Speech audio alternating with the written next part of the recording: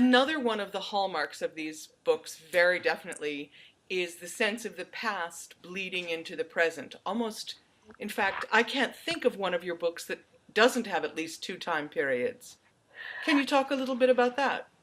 Um, yes, I don't know why I do it, but I am drawn to the past, and in particular, the early 1900s, Hmm. 1890s.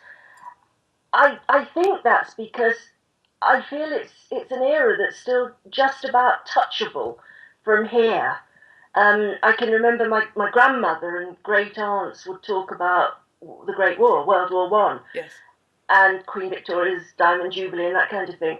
Um, a great aunt was engaged to somebody who was killed on the Somme, and in fact, my father fought in that war. He was a lot older than my mother, and he was one of those young men who lied about his age and And ran joined up. away to join up.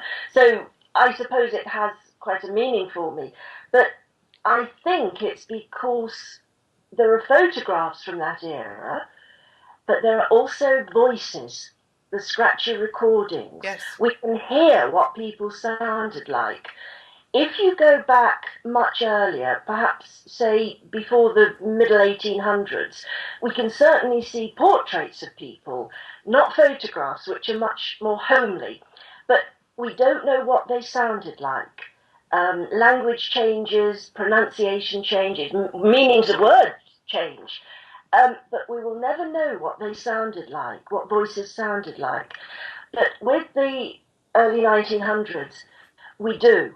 We can hear them on records, and all right, they're scratchy and they're indistinct, but we can hear those voices. We know how they spoke.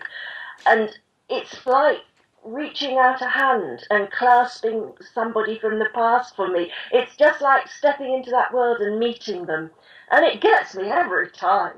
And I think that's why I'm drawn to that particular era.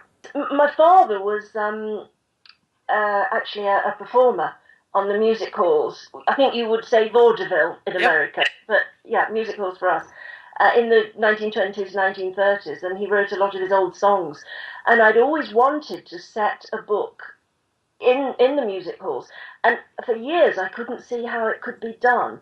And then someone said to me, just quite offhand, that a lot of those old music hall songs have a deeper meaning. If you look into them, I don't know if in America you would be familiar with a song called My Old Dutch. But the first line is, we've been together now for 40 years and it don't seem a day too much. A lady living in the land as I was from a dear old Dutch. And that's actually was written as a lament.